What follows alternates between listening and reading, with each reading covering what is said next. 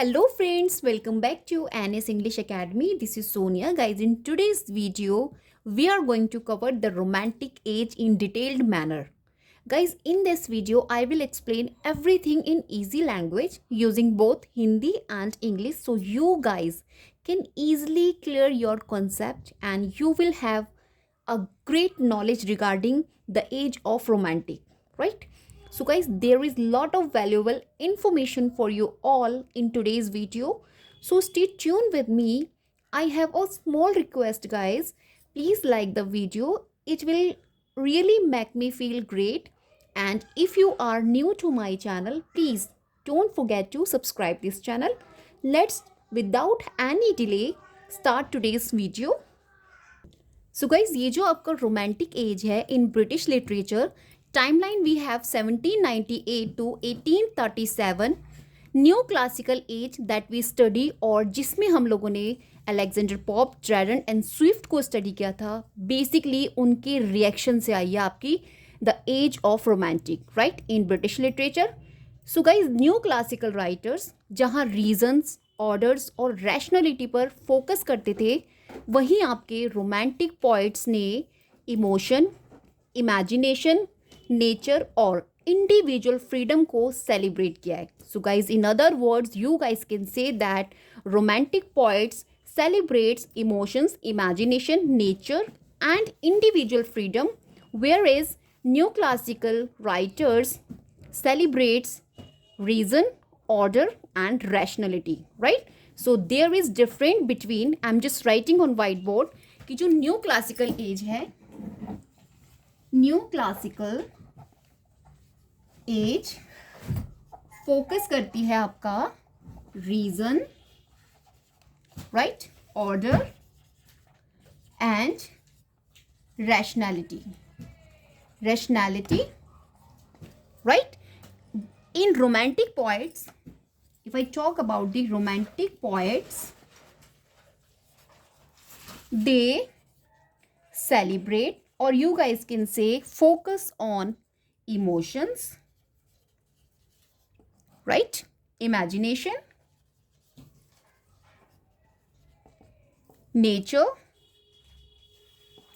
and individual freedom.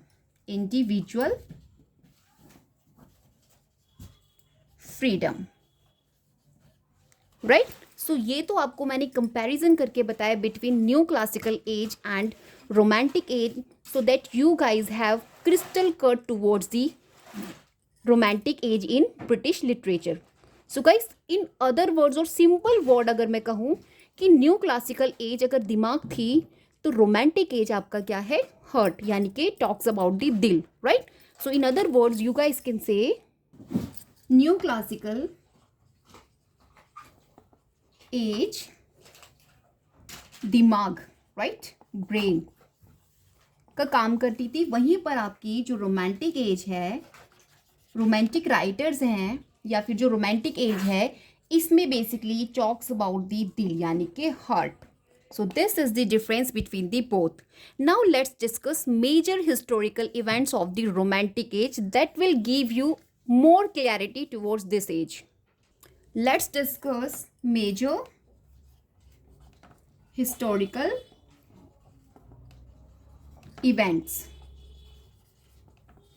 of the romantic age, right? So basically guys, first historical event we have French Revolution.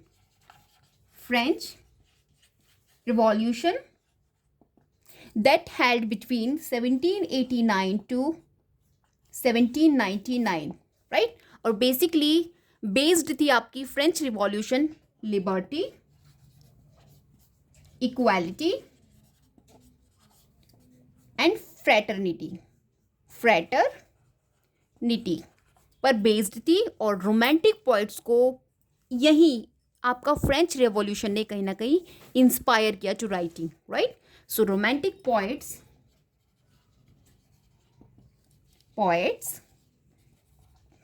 Inspire, right, because of French Revolution, right? Let's next discuss historical event. We have lyrical ballads. Lyrical ballads क्या है basically ये 1798 में William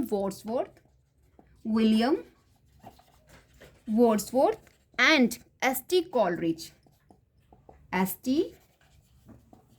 Coleridge दोनों ने मिलकर ये poetry collection निकाली जिससे रोमांटिक एज की स्टार्टिंग हुई और आप कह सकते हैं शुरुआत हुई। तो कहीं ना कहीं लिरिकल बैलेट से which was written by William Wordsworth and S T. Coleridge, इन लोगों ने ये पोइट्री कलेक्शन निकाला और जिसने आपका रोमांटिक एज को स्टार्ट किया, right. Next point we have industrial revolution after the lyrical ballads. Industrial revolution, तो गाइज इंडस्ट्रियल रेवोल्यूशन मीन्स इस समय क्या हो रहा था, इंडस्ट्रियल रेवोल्यूशन हो रही थी। जो मशीन्स होती हैं, फैक्ट्रीज होती हैं, कहीं ना कहीं इसका जो इम्पैक्ट था, इसका जो डेवलपमेंट इतना ज़्यादा हो रहा था जिससे कि जो पोइट्स थे आपके, the poets of the periods, कहीं ना कहीं ये रन टुवर्ड्स द नेचर, इन्होंने अपने आप को नेचर के पास जाना अच्छा समझा और आप कह सकते हैं they feel great in the environment of nature because machinery और फैक्ट्रीज और इंडस्ट्रियलाइजेशन या रेवोल्यूशन के बढ़ने पर आप समझ सकते हैं कि जो पोइट्स थे इनको सबसे ज़्यादा प्रॉब्लम हो रही थी because they need kind of environment और atmosphere where no one disturb them, right. So guys, after the industrial revolution there is a major point we study in historical event of romantic age, Napoleonic war, right? I'm just writing here Napoleonic war, right? This happened 1803 to 1815. So basically ये जो आपका war था इसने British nationalism और literature को कहीं ना कहीं इम्पैक्ट किया, right. So this is the another point we study in historical event. And last one guys we have number 5, reform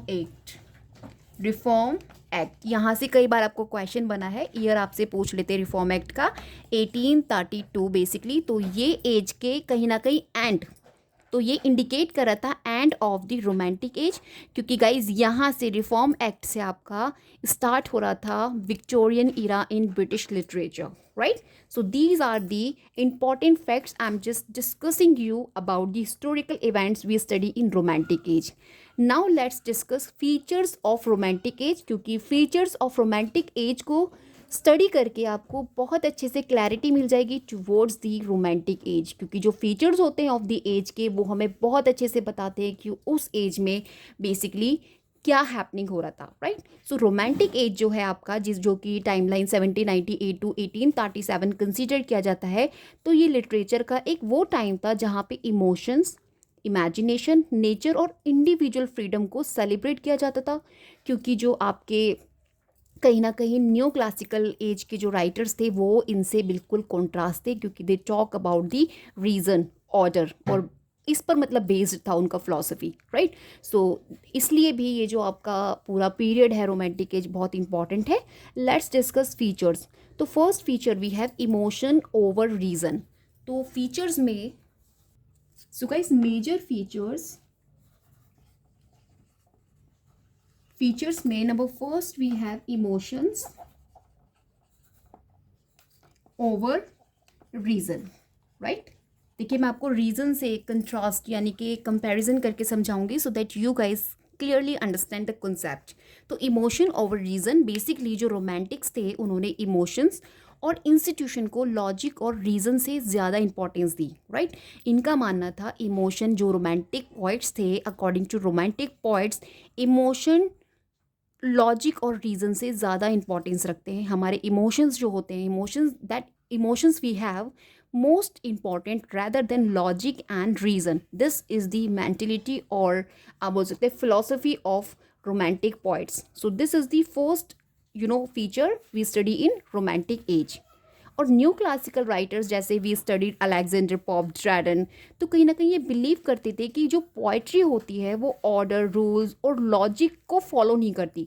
आपने देखा होगा अलेक्जेंडर पॉप, ड्रैडन, इन लोगों ने बहुत पोइट्रीज पर बिल्कुल भी अटेंशन नहीं दिया, बिकॉज इनका मानना था कि जो पोइट्रीज होती है वो ऑर्डर, लॉजिक, इन सबको फॉलो ही नहीं करती। और जबकि इनकी फिलोसफी की अगर मैं बात करूँ अलेक्जेंडर पॉप की, या major writers we study in the new classical age, तो they guys just give the importance towards the order, rules and logic, therefore they did not give attention towards the written poetries, right?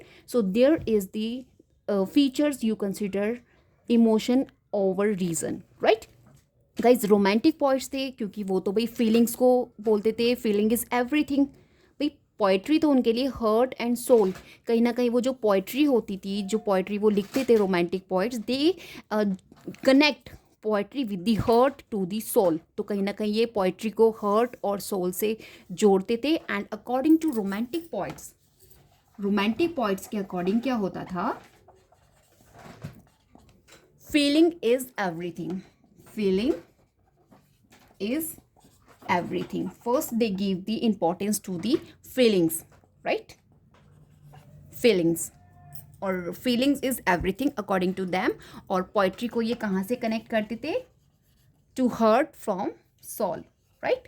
Heart को soul से ये connect कर देते अपनी poetries में। Example के लिए I am just going to tell you Wordsworth की ode intimations of immortality. I am just writing here. Okay, so example के लिए जो आपका वर्ड्सवर्थ है, विलियम वर्ड्सवर्थ ने ओड लिखा है आपका, टाइटल भी इसका याद रखिएगा एंड सब टाइटल ऑल्सो। ओड क्या है इसका, intimations of immortality, right? This is an ode which is written by Wordsworth। और बेसिकली इस पर्टिकुलर ऑड में इन्होंने चाइल्डहुड इमोशंस को ग्लोरीफाई किया है, glorify childhood emotions, right? So this is the example what exactly I was just telling you regarding emotion over reason. So this is an example, okay? And apart from this we have Keats, we study in the romantic age second generation में। तो Keats का जो Ode to Nightingale है, Ode to Nightingale, so guys this is also joy और sorrow। तो ये किसको glorify कर रहा है, जॉय एंड सॉरो को, राइट? तो बेसिकली इमोशंस तो हैं joy and sorrow, these are also emotions in human beings. तो कहीं ना कहीं यहाँ पे इंटेंस इमोशनल कंट्रास्ट आपको देखने मिल रहा है कीट की और टू अ नाइटिंगेल। इमोशंस तो देखने मिल रहा है but in contrast way, joy भी है और सॉरो भी है, right? Next we have Byron's. Byron ने जो मोस्ट इम्पॉर्टेंट मिलंकोली शो किया था अपने चाइल्ड हैरोल्ड वर्क में। So this is trio are the examples we study to make you clear emotion over reason, right? और इसीलिए गाइस जो रोमांटिक लिटरेचर है हमें सीधे दिल से कनेक्ट करता है, राइट? हम लोग अक्सर बात करते हैं ना रोमांटिक मीन्स हर्ट। सो जो रोमांटिक लिटरेचर है हमें ये रीजंस हैं उसके जिसकी वजह से, क्योंकि they talk about the emotions, give importance to the emotions. इन इमोशंस में वो जॉय की बात भी करते हैं, सॉरो की बात भी करते हैं, राइट? एंड कहीं ना कहीं कनेक्टेड होते हैं नेचर से, फीलिंग इनके लिए सब कुछ होता है। सो ये सारी चीज़ें आपको कहीं ना कहीं कनेक्ट करती हैं हर्ट से। सो यही आपका फर्स्ट फीचर है that we study in romantic age. Next important feature we have love for nature. I'm just writing here. Next we have love for nature, right? So basically guys जो romantic poets हैं इन्होंने nature को divine, spiritual और human life का सबसे बड़ा teacher माना है। They consider nature divine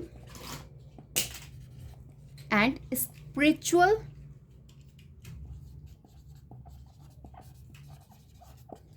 जो स्पिरिचुअल, इन सभी चीज़ों को इन्होंने ह्यूमन लाइफ का सबसे बड़ा टीचर माना है। दे consider biggest teacher of nature, divine, spiritual और ह्यूमन लाइफ। इन सभी को इन्होंने क्या माना है, एक टीचर माना है रोमांटिक पोइट्स ने, राइट?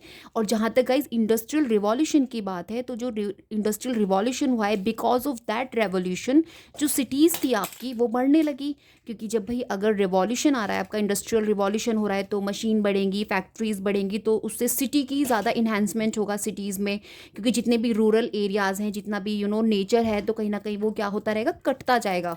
तो रोमांटिक्स में जो रोमांटिक्स थे इनको ये अननेचुरल लगा और इन्होंने क्या करा, नेचर में पीस और इंस्पायरेशन को ढूंढा। तो ये लोग नेचर की तरफ जाने लगे और कहीं ना कहीं they find out piece in the nature, in the environment of nature. तो कहीं ना कहीं पीस से इनको आप बोल सकते हो इंस्पायरेशन मिला और ये नेचर को ढूंढने निकल गए। तो जितना भी वर्ड्सवर्थ ने तो अपना प्रिल्यूड जो था कंप्लीट इन नेचर के ही एनवायरमेंट में बैठकर लिखा था, अपने आप को अलोन कंडीशन में, क्योंकि जब एक राइटर, जब एक पोइट एक अलोन कंडीशन में नेचर के पास बैठा होता है, नेचर में बैठा होता है, तो उसकी जो इमेजिनेशन होती है ना, वो बहुत ही अच्छी तरीके से आप बोल सकते हो वर्क करती हैं and kinds of ideas, right, creations उसके माइंड में वर्कआउट करने लगती है and he rights everything but possible only in the environment of nature. That is why industrial revolution की वजह से सिटीज़ का जो इन्हेंसमेंट हो रहा था, मशीन और फैक्ट्रीज़ का इन्हेंसमेंट हो रहा था, जो रोमांटिक्स थे इन्होंने अपने आप को कहाँ पे करना शुरू कर दिया,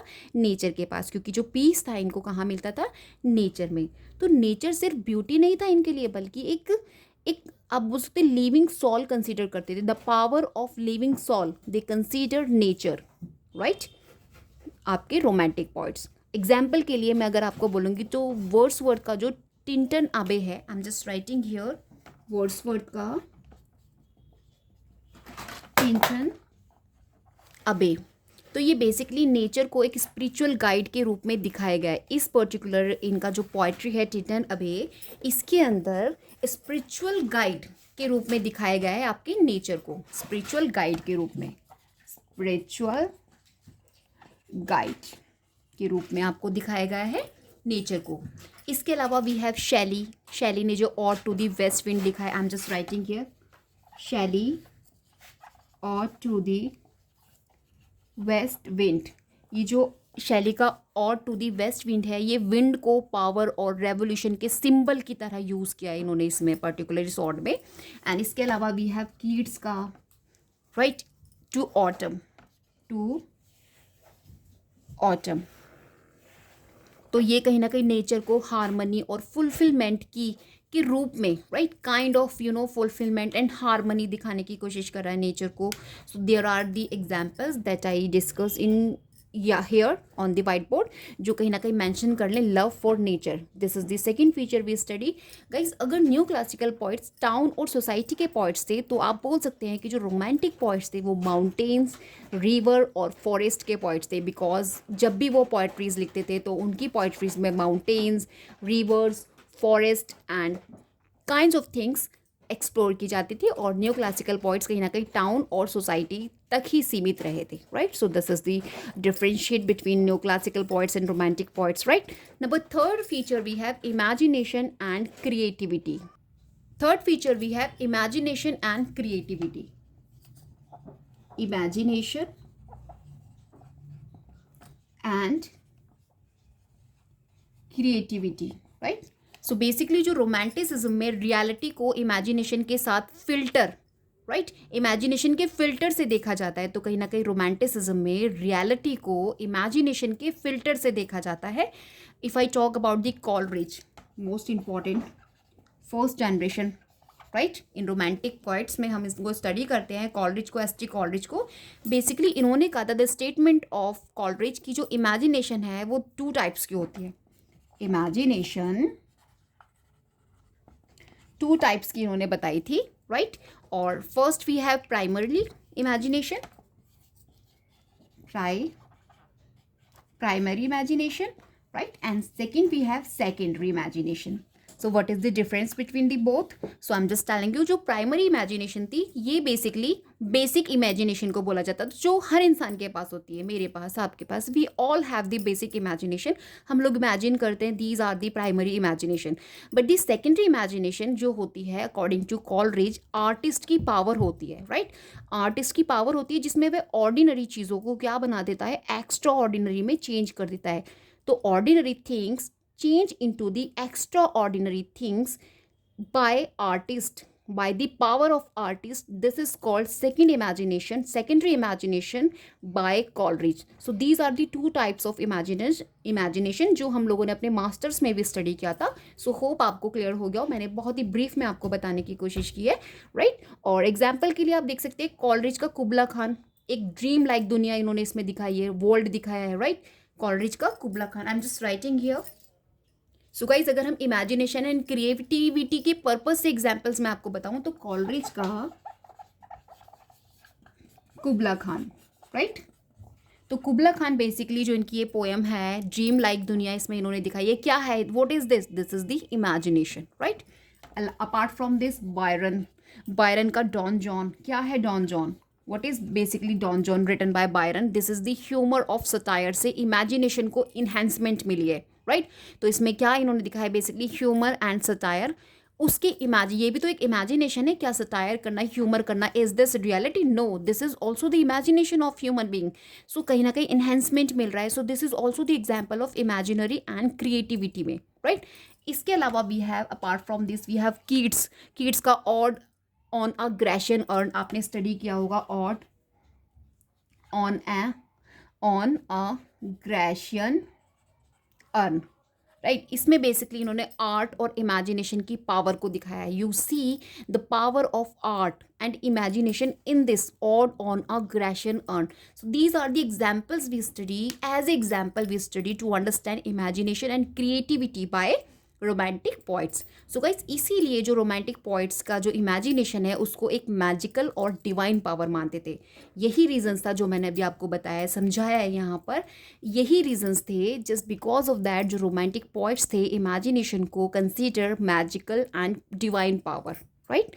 so here I have number 4 feature, major feature we study in romantic age, individualism and subjectivity. Individualism and subjectivity. Subjectivity, तो बेसिकली रोमांटिक पोइट्स ने हर इंसान को, every person, right, according to romantic poets every person is unique, right. और कहीं ना कहीं ये पर्सनल एक्सपीरियंसेस को लिटरेचर का मेन थीम बनाते थे। जो पर्सनल हमारे एक्सपीरियंसेस होते हैं, of course they talk about the common man, जो कॉमन मैन होता है। रोमांटिक पोइट्स आपके जितने भी, यही इनकी आपको फीचर्स मिलेगा कि ये बात करते थे आपके कॉमन मैन की, एंड कॉमन लैंग्वेज का ये यूज़ करते थे अपनी राइटिंग्स में, अपनी पोइट्रीज में, बिकॉज इनका जो कहीं ना कहीं पर्पस होता था, their purpose is to reach their poetry towards the common people, क्योंकि ये चाहते थे, एरिस्टोक्रेटिक को ये ज़्यादा इंपॉर्टेंस नहीं देते थे, राइट। ये इंपॉर्टेंस देते थे कॉमन पीपल को, और कॉमन पीपल तक पहुंचने के लिए you will have to become just like a common man, आपको एक कॉमन मैन की तरह ही सोचना पड़ेगा, तभी आप उन तक रीच कर सकते हैं। तो जो रोमांटिक पोइट्स थे तो ये हर एक इंसान को यूनिक मानते थे और पर्सनल एक्सपीरियंसेस को लिटरेचर का मेन थीम मानते थे, राइट। और अगर मैं न्यू क्लासिकल पोइट्री में बात करूँ तो वो कहीं ना कहीं यूनिवर्सल ट्रुथ की बात करते थे, लेकिन जो रोमांटिक पोइट्री थी वो कहीं ना कहीं आपकी इंस्पायर्ड कहाँ से होती थी, पर्सनल फीलिंग से और इंडिविजुअल स्ट्रगल पर बेस्ड होती थी, राइट। फॉर एग्जाम्पल के लिए जो आपके बायरनिक हीरो हैं, इसी इंडिविजुअलिज्म का एग्जाम्पल है। जैसे कि उनको एक रेबेल समझा जाता था, दुनिया से मीन्स अलग चलने वाला पर्सन, तो बायरनिक हीरो तो क्या है, ये एक इंडिविजुअलिज्म का ही तो एग्जाम्पल है ये। And other examples we have Wordsworth का प्रिल्यूड, एक पूरी ऑटोबायोग्राफी पोइट्री है, क्या है ये, this is the personal experience based है ना। So this is the example of individualism and subjectivity. Byron का चाइल्ड हैरोल्ड पिलग्रिम्स एक लॉनली मिसअंडरस्टूड हीरो है इसके अंदर, तो क्या है ये, दिस इज द इंडिविजुअलिज्म को शो कर रहा है। एंड कीट्स का लेटर्स पर्सनल एक्सपीरियंसेस को शो कर रहा है, पोएटिक फिलोसफी को दिखा रहा है। तो गाइज आप ऐसा बोल सकते हैं कि जो आज भी in today also self expression की जो ट्रेंड है उसकी शुरुआत, आज आप देखते हैं ना जो भी लोग सेल्फ एक्सप्रेशन करते हैं, बायोग्राफीज लिखते हैं, तो उसका जो स्टार्टिंग है आप मान के चलिए रोमांटिक एज से ही हुआ है, क्योंकि कहीं ना कहीं यहीं से स्टार्टेड हुआ था कि किस तरीके से जो आपके पर्सनल एक्सपीरियंसेस हैं उनके थ्रू लिटरेचर में उनको इंक्लूड करना और कॉमन पीपल तक रीच पहुंचाना, तो यहीं से स्टार्टिंग हो रही है आपकी सेल्फ एक्सप्रेशन की, जो आगे इन एजेस में आपने, इन फ्यूचर में आप बोल सकते हो, आगे जो रोमांटिक एज के बाद आपने लिटरेचर स्टडी किया है वहाँ पर आपको देखने मिला। तो उसकी स्टार्टिंग आपकी कहीं ना कहीं कहाँ से हो रही है, रोमांटिक एज से हो रही है, right. And 5 and last one आप बोल सकते हैं features we have supernatural and gothic elements, this is the most important feature, supernatural and gothic elements. यहाँ से क्वेश्चंस क्योंकि एग्जाम में सेपरेटली बनता है, आपका गॉथिक नॉवल से। तो जो रोमांटिक राइटर्स हैं इन्होंने super natural, mysterious and dark themes को अडॉप्ट किया। रोमांटिक्स जो थे इन्होंने इमेजिनेशन को तो ये लाइक करते ही थे, और कहीं ना कहीं इनका मानना था कि जो लिटरेचर होता है, लिटरेचर में घोस्ट, मैजिक और डार्क थीम्स को इन्होंने इंट्रोड्यूस किया with the help of imagination.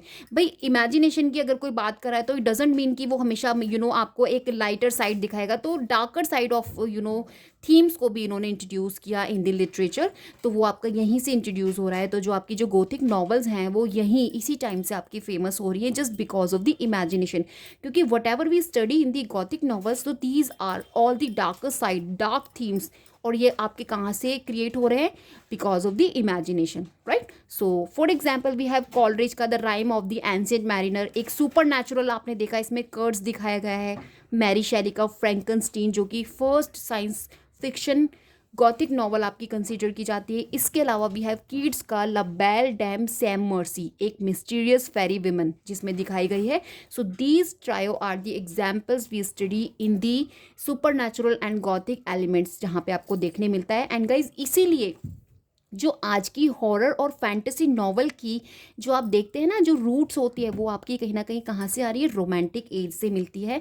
That's the reason this age is most important for UGC NET English point of view, because in my previous video मैंने आपको बताया था कोई भी एज, जिस एज के एलिमेंट्स आपको मिलते हैं नेक्स्ट एज से इंटरकनेक्ट होते हैं, तो वो एज अपने आप में इंपॉर्टेंस बन जाती है। आप देखते हैं ना गॉथिक लिटरेचर कितना ज़्यादा फ्रिक्वेंटली आस्क्ड है यूजीसी नेट एग्जाम में and other set exams of जो स्टेट लेवल के होते हैं। तो कहीं ना कहीं उसका जो रूट है वो कहाँ से आ रहा है? फैंटेसी नॉवेल्स ये कहाँ से आ रही हैं? Are start from the romantic age, right. So hope आपको इसके फीचर्स क्लियर हो गए हो। Let's move on the next. So guys, after discussing major features, let's discuss about the first generation romantic poets that we study in romantic age. Okay. So guys, first generation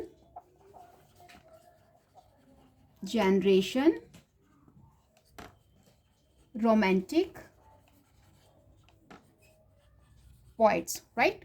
तो basically जो first generation romantic poets हैं उनका जो timeline रहा है वो आपका 1798 to 1810 तक, राइट। जिसमें नंबर 1 वी हैव आते हैं विलियम वर्ड्सवर्थ, ठीक है। यहाँ से आपको क्वेश्चन मिलता है एग्जाम में, वर्ड्सवर्थ। इनका जो टाइमलाइन है बेसिकली 1770 टू 1850 है। ये एक पोइट ऑफ नेचर है, राइट। और वर्ड्सवर्थ का मानना है, अकॉर्डिंग टू वर्ड्सवर्थ, जो पोइट्री होती है is a spontaneous overflow of powerful feeling. Poetry is the spontaneous overflow of powerful feelings. This is the most important line और स्टेटमेंट बाय वर्ड्सवर्थ जो एग्जाम में आपसे पूछा जाता है। उन्होंने ऑर्डिनरी लाइफ और नेचर को अपनी पोइट्री में सिंपल लैंग्वेज में लिखा and he wrote only in simple languages. अपनी सिंपल लैंग्वेजेस में इन्होंने अपनी पोइट्रीज में लिखा। और किसके लिए लिखा? ऑर्डिनरी लाइफ के लिए, ऑर्डिनरी लाइफ के लिए, right. So now let's discuss important works written by William Wordsworth. So number 1 we have Lyrical Ballads, right? First we have lyrical ballads, right? So basically 1798 Coleridge के साथ मिलकर इन्होंने लिखा है। रोमांटिक मूवमेंट की शुरुआत हुई है यहाँ से basically.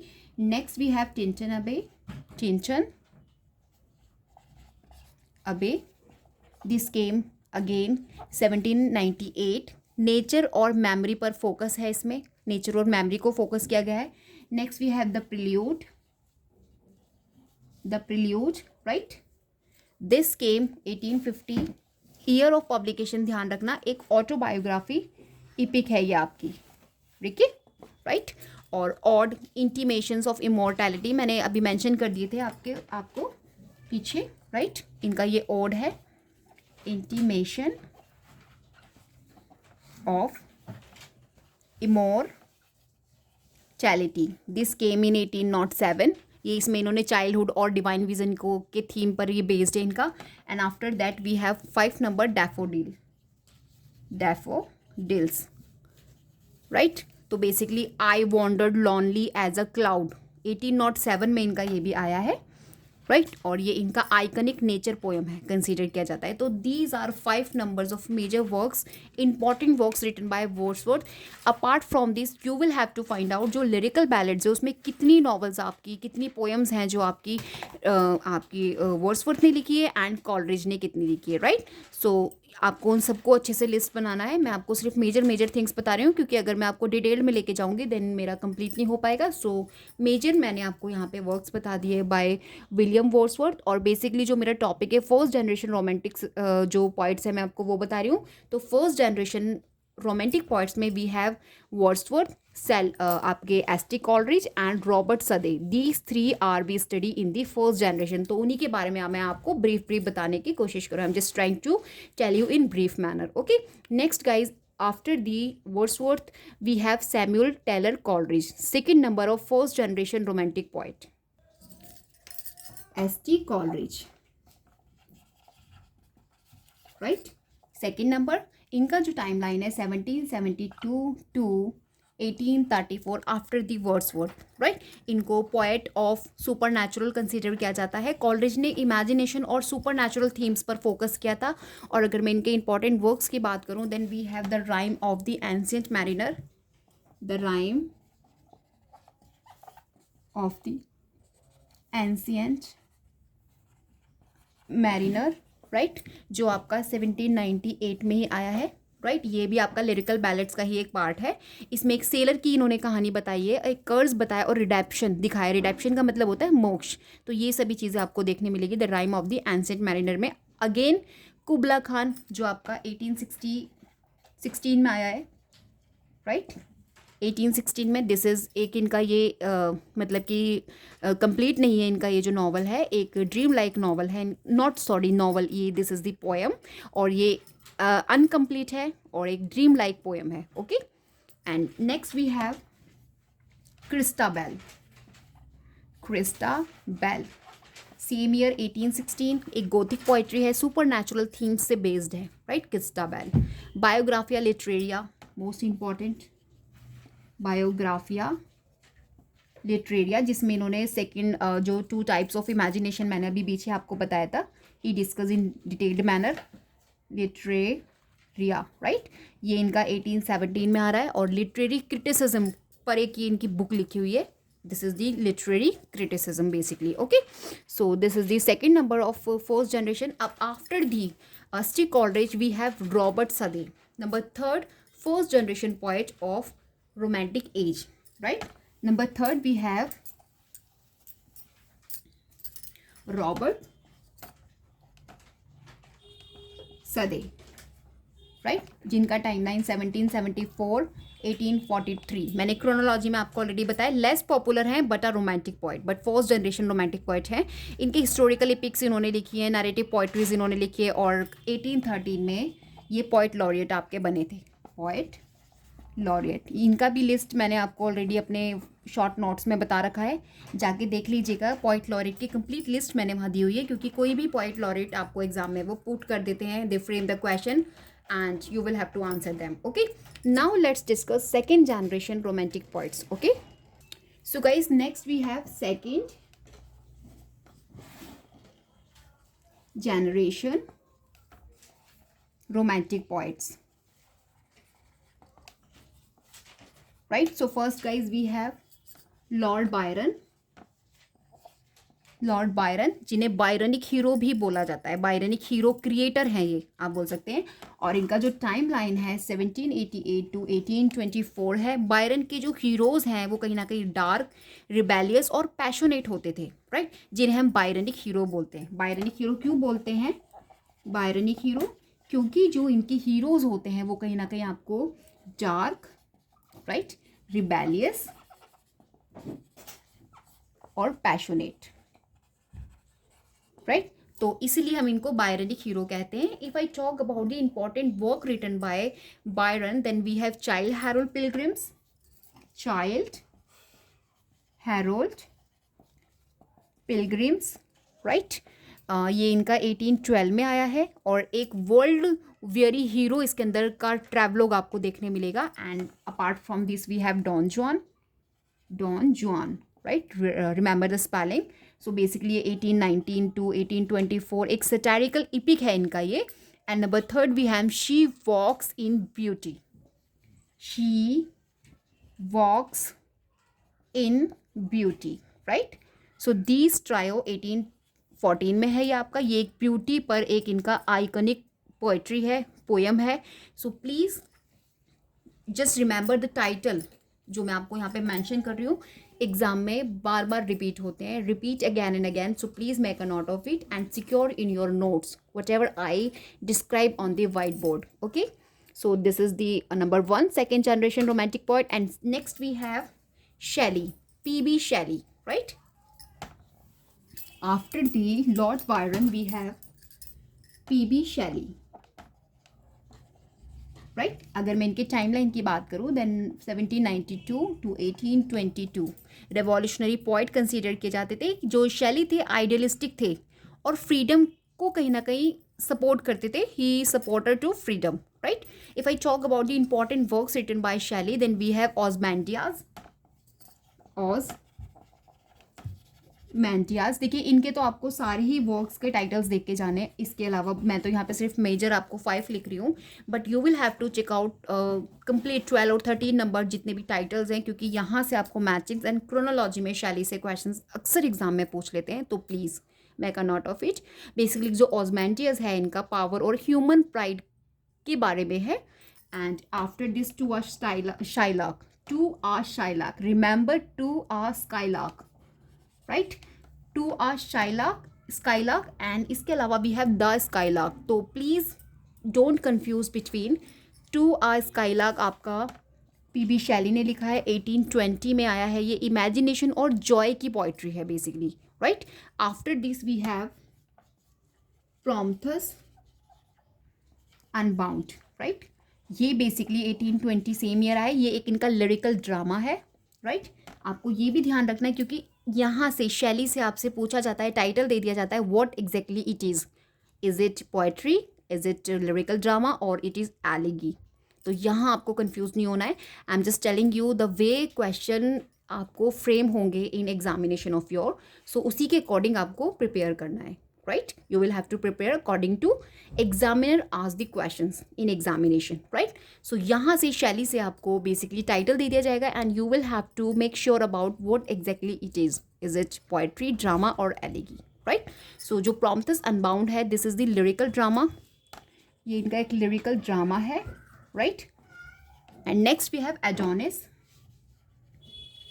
This famous 1821 written on the death of John Keats की डेथ पर लिखा गया एक इनका शोक गीत, यानी जिसे हम कहते हैं elegy. Okay.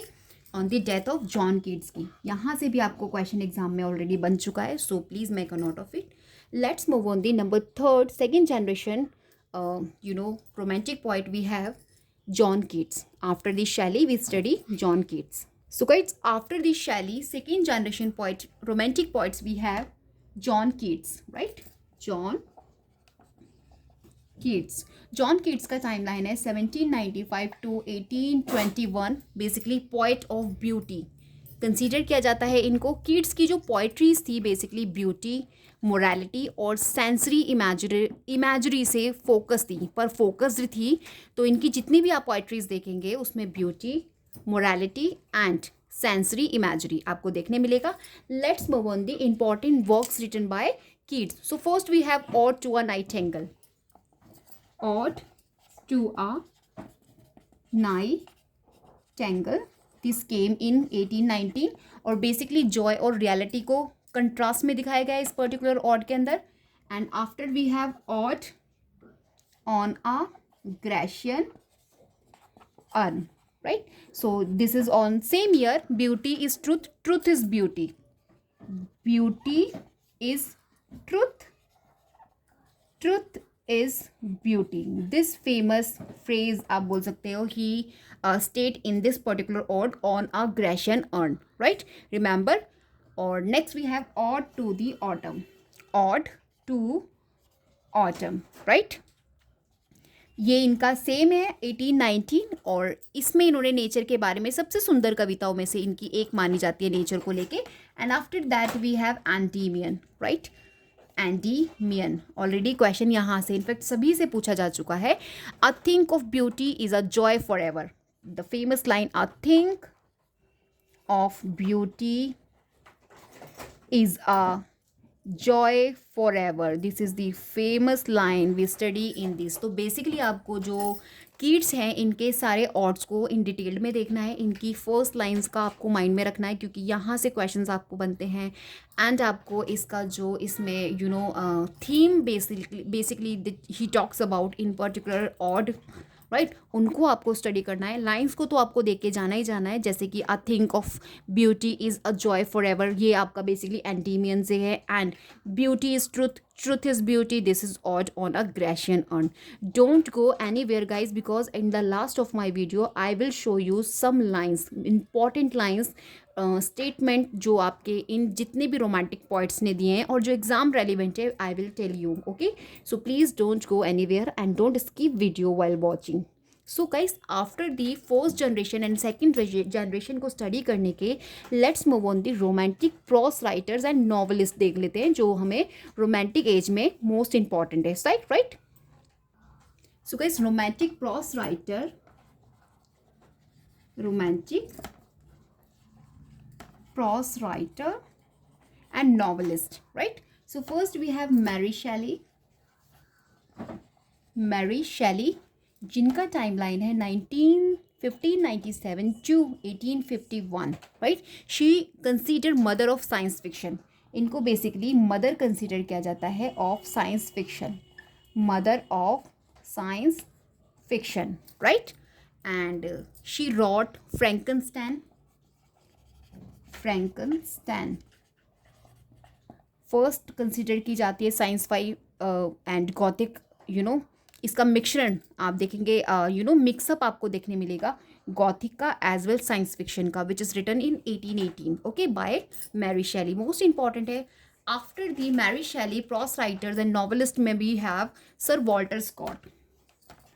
Sir Walter Scott, right, जिनका टाइमलाइन 1771 to 1832 है. And he consider father of the historical novel, father of the historical novel. Guys, in before 2 days और यानी कि yesterday हो सकता है, मैंने एक शॉर्ट वीडियो अपलोड किया है जिसमें मैं टाइप्स ऑफ नॉवेल्स आपको बताए हैं, एक्सप्लेन किए. इनफैक्ट मैंने उसके एग्जांपल्स भी आपको बताए, उसको भी देख लीजिएगा मेरे चैनल पर जाकर शॉर्ट्स को, क्योंकि जो मैं 3 मिनट्स की शॉर्ट्स बनाती हूँ उससे भी आपका बहुत सारा, आप बोल सकते हैं, कंसेप्ट क्लियर हो जाता है. तो उसको भी जाके देख लीजिएगा. एंड अगर आप उसको अच्छे से देखेंगे एंड मुझे अच्छा रिस्पॉन्स मिलेगा, then just like in that manner मैं और शॉर्ट वीडियोज़ आप लोगों के लिए अपलोड करूँगी जिसमें मैं आपको इसी तरीके से टाइप्स ऑफ नॉवेल्स, और list of poet laureate kinds of question जो आपके 3 मिनट्स में क्लियर होते जाएंगे, वो सब मैं आपको अपलोड कर दूँगी. But you will have to give support to me, right. So basically जो सर वॉल्टर स्कॉट हैं, फादर ऑफ हिस्टोरिकल नॉवल के कंसीडर की जाते हैं. And he wrote Waverley, right, जो इनका 1814 में आया था. हिस्टोरिकल फिक्शन, यहीं से बेसिकली हिस्टोरिकल फिक्शन की स्टार्टिंग हो रही है. And guys, next we have Ivanhoe. Ivanhoe, this is consider medieval adventure, और इसको एक हिस्टोरिकल नॉवल भी कंसीडर किया जाता है. मेडिवल एडवेंचर के बारे में है बेसिकली इवानहो, राइट. और ये आपका आया है इवानहो 1819 में, right. After this Sir Walter Scott we have Charles Lamb, right. Let me space first. Charles Lamb. So Charles Lamb से क्वेश्चंस अभी पीछे बहुत पूछे जाते थे, अभी थोड़ा स्टॉप कर दिया है. बट इट डजेंट मीन कि एग्जामिनर दोबारा से भी पूछ सकते हैं कभी भी. ये लोग एग्जाम में क्वेश्चन फ्रेम कर देते हैं. तो मोस्ट इंपॉर्टेंट हैं ये प्रोस राइटर्स जो मैंने आपके साथ डिस्कस किए हैं. Number 3 we have Charles Dickens. Not sorry, Charles Dickens नहीं, Charles Lamb, okay, sorry guys, Charles Lamb, okay. So इनका टाइमलाइन है 1775 to 1834. He consider essayist and critic. इनको हम कंसिडर करते हैं essays of Elia. Essays of Elia he rot 1823 में. इसको एक पर्सनल एसेज कंसिडर किया जाता है, right. So guys, after the romantic prose writers and novelists, now I'm going to tell you about the importance of the romantic age. देखिए ये romantic age क्यों importance है, इसकी क्यों importance है, इन UGC नेट एग्जाम में क्यों यहाँ से questions आपको बनते हैं.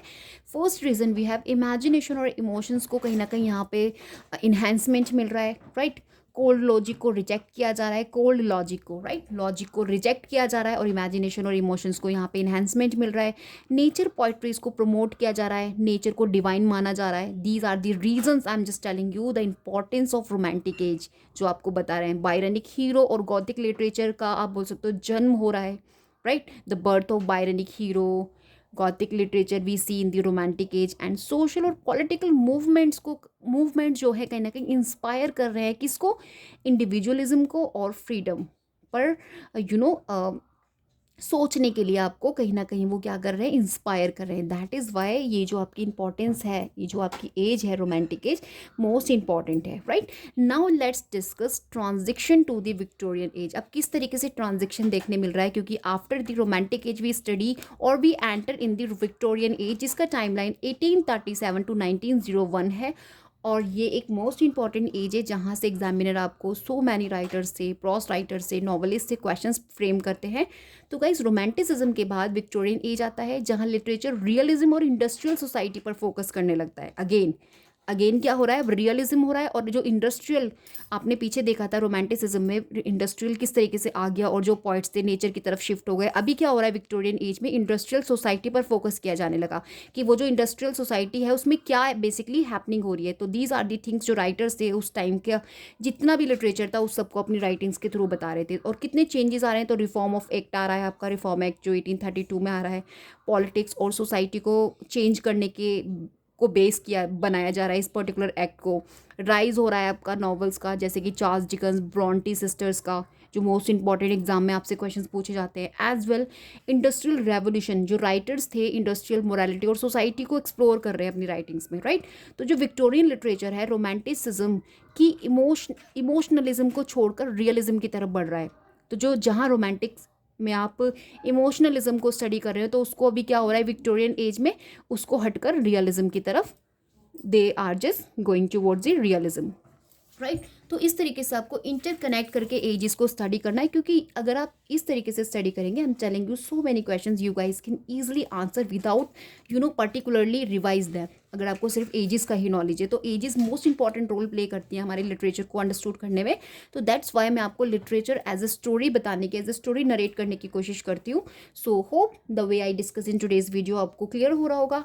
सो बेसिकली गाइस, जो रोमांटिक एज है ब्रिटिश लिटरेचर में सबसे ब्यूटीफुल और इमेजिनेटिव पीरियड इसको कंसिडर किया जाता है. रीजन, पोएट्री, नॉवल और आर्ट में इमोशन, नेचर, इंडिविजुअल फ्रीडम आपको देखने मिलती है. कहीं ना कहीं पीक ऑफ इंडिविजुअल फ्रीडम का आपको देखने मिलता है रोमांटिसिज्म में. और वही क्या हो जाता है आपका विक्टोरियन एज में रिवॉल्यूशनरी बन जाता है, right.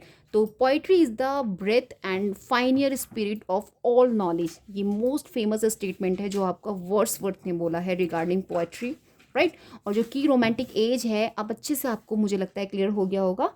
Now guys, let's discuss famous lines, right.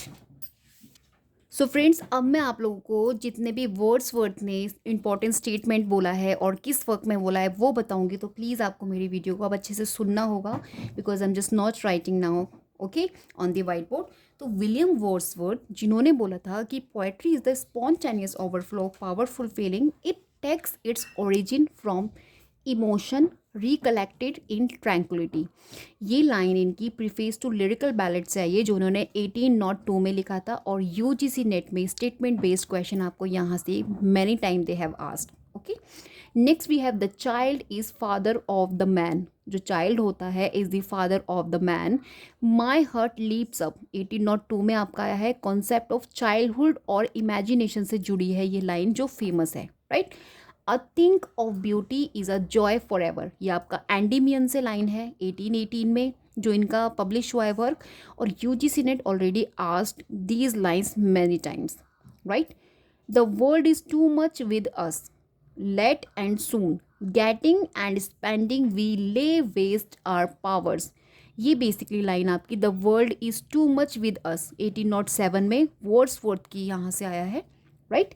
And S T. Coleridge, water water everywhere nor any drop to drink. The rhyme of ancient Mariner की ये लाइन है। यहाँ से बच्चे अक्सर कंफ्यूज हो जाते हैं, द वेस्टलैंड को क्लिक करके आते हैं वाटर वाटर देख के, but I am telling you water water everywhere nor any drop to drink. This is the famous line we study in the rhyme of ancient mariner 1798 publication. UGC NET ने many time इस लाइन से आपसे question put किया है। So these are lines आपको note making करके रखनी है। In Xanadu did Kubla Khan a stately pleasure dome decree. ये तो ईजी है, आप चलिए फाइंड आउट कर लेंगे क्योंकि कुबला खान मेंशन है कि कुबला खान से आया है तो। और बेसिकली लॉर्ड बायरन का जो सेकंड जनरेशन रोमांटिक पोइट है, he says in his work she walks in beauty, जो 1814 में आया। इनकी एक कविता है, इनकी एक पोयम है जो मिस्टीरियस और परफेक्ट ब्यूटी पर बेस्ड है। तो इसमें इन्होंने बोला था she walks in beauty like the night of cloudless climes and starry skies. This is the important line. And next we have I want a hero, an uncommon want. तो ये इनका डॉन जुआन जो इनका वर्क है, एक सैटारिकल EPIC है, यहाँ से ये लाइन पूछी गई है और ये एग्जाम में कई बार रिपीट हुए। I want a hero and uncommon want, right. Apart from this Shelley का if winter comes can spring be far behind, और टू द वेस्ट विंड से इनकी लाइन है 1820 में जो आया। ये लाइन इतना इंपॉर्टेंट है एग्जाम में, many time examiner asked, right. So if winter comes can spring be far behind, इन सभी को आपको नोट मैकिंग करके रखना है अपनी नोट्स में। Our sweetest song are those that tell of saddest thought, ये इनका टू अ स्काई लार्क से लाइन आया है 1820 में जो इनका आया है, जिसमें इन्होंने सौरों और आर्ट को कहीं ना कहीं उसके बीच में रिलेशनशिप दिखाया है अपनी इस पोएम ऑड में, टू अ स्काई लार्क में।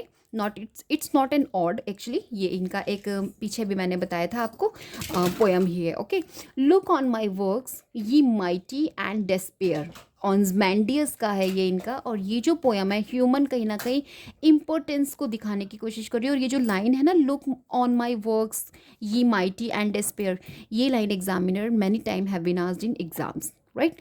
Apart from this beauty is truth, truth is beauty, that is all, ये इंपॉर्टेंट लाइन है जो इन्होंने Ode on a Grecian Urn 1819 में जो कीट का आपका ऑड है उसमें बोली गई है। Heard melodies are sweet but those unheard are sweeter, ये इनका ode on a Grecian urn की लाइन है। इन लाइंस को ज़रूर से अपने नोट्स में इंक्लूड कर लीजिए क्योंकि यही लाइंस हैं जो अगेन एंड अगेन रिपीट होती हैं, इनके अलावा और दूसरी लाइंस नहीं है। These lines you will have to make a note of it. Next we have a thing of beauty is a joy for ever, Endymion की है जो 1818 में आया इनका, ये कीट की सबसे फेमस लाइन है, right.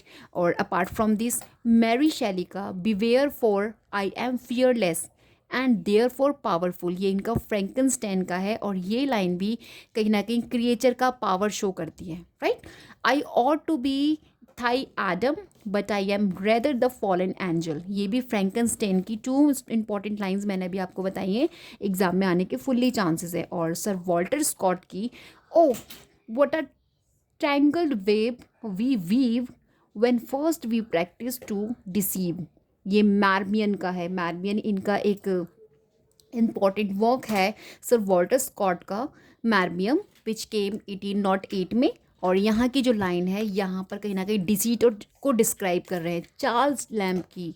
We have book think for me, ये एसे ऑफ इलिया का ही है इनका जो 1823 में इनका आया था। तो गाइस बेसिकली जो आपसे यूजीसी नेट में जो कॉमन पैटर्न है इस एज को लेके, poetry is the spontaneous overflow powerful feeling, ये आपसे किसने कहा, किसका स्टेटमेंट है, whose statement is this, so you will have to you know answer preface to lyrical ballads written by Wordsworth. So these are the pattern आपके questions में होते हैं, जैसे beauty is truth, truth is beauty, ode on Grecian urn का John Keats ने इसको written by John Keats, look on my works ye mighty and despair, this is the Ozymandias poem and written by again John Kitts and satire है, right, कहीं ना कहीं human के ऊपर, human pride के ऊपर। And if winter comes can spring be far behind, ये भी आपका इसका सिंबल पूछ लेते हैं, होप एंड रीबर्थ के बारे में है ये, और टू द वेस्ट विंड से लिया गया है शैली का, right. And water water everywhere nor any drop to drink, ये आपका the time of the ancient mariner का है। बेसिकली थीम क्या है इसका, the supernatural and sin punishment के बारे में बेसिकली यहाँ पे बताया जा रहा है। तो ये सारी चीज़ें जो लाइंस थी इंपॉर्टेंट्स थी। अब चलिए जल्दी से हम लोग रिवाइज कर लेते हैं। आज हमने क्या पढ़ा? रोमांटिक एज लिटरेचर सबसे ज़्यादा किस पे फोकस करता था? इमोशन, इमेजिनेशन और पावरफुल पर कहीं ना कहीं इंपॉर्टेंस देता था। और इमोशन की बात करता था लॉजिक से ऊपर, नेचर की बात करता था डिवाइन और स्पिरिचुअल, एज ए डिवाइन और स्पिरिचुअल कंसीडर करता था। इमेजिनेशन रियलिटी से ज़्यादा पावरफुल है ऐसा मानते थे आपके रोमांटिक एज के जो लिटरेचर के जो राइटर्स हैं। इंडिविजुअलिज्म, इनका मानना था कि हर इंसान जो होता है वो यूनिक होता है। Supernatural and Gothic, mysterious और डार्क थीम्स पर आपको देखने मिलेगा रोमांटिक एज में जो लिटरेचर है। इंटरेस्ट इन दी पास्ट, और कहीं ना कहीं ये मेडिवल जो लेजेंड्स थी उनसे इंटरेस्टेड थे, उसी को ये इमेजिनेशन करके अपनी पोइट्रीज में इंक्लूड करते थे। मिलनकॉली की ये बात करते थे, उदासी और नॉस्टैल्जी आपको देखने मिलेगा इन दी राइटिंग्स ऑफ इनकी जो पोइट्रीज थी। मैनी पोइट्रीज जो पोइट्स जल्दी से जिनकी डेथ हो गई थी, बहुत यंग एज में जिनकी डेथ हो गई थी, तो आप उनकी जब पोइम पढ़ेंगे तो you will find out the melancholy, right. जैसे कीट की यू स्टडी, कीट की आपको जितनी भी मिलेंगे पोएम्स, उसमें आपको कहीं ना कहीं नॉस्टैल्जिया देखने को मिलेगा, बिकॉज उनका इतना जल्दी डेथ हो गया था और वो बहुत जल्दी अंडरस्टूड हो गए थे इस बात को लेके, तो कहीं ना कहीं मिलनकोली आपको देखने मिलेगा। कॉमन मैन, ऑर्डिनरी लोगों की कहानियाँ आपको देखने मिल जाएगी इन दी रोमांटिक एज में। तो गाइज होप आपको the way I discuss in today's video clear हुआ हो अच्छे से रोमांटिक एज। और ट्रस्ट मी, यहीं से आपके क्वेश्चंस बनते हैं। अगर आप इस एज को just like in story, right, अच्छे से स्टडी कर लेते हैं, तो आई डोंट थिंक कि आपको बहुत ज़्यादा डिटेल स्टडी करना पड़े। और एजेस को स्टडी करना only once you will have to study in a clear manner. आपको बार बार रिवाइज नहीं करना पड़ेगा, जस्ट लाइक इन स्टोरी आपको लगेगा, right. Then bye, we will meet in next another video, another relevant video for exam point of view. Till then bye, all the best.